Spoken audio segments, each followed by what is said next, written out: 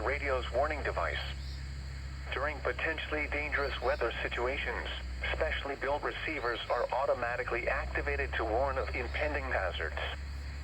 When there is a threat of, or existing severe weather, the test is postponed until the first available good weather day. Reception of this broadcast, and the warning alarm, will vary at any given location. This variability, normally more noticeable at greater distances from the transmitter, may occur even though you are using a good quality receiver in perfect working order.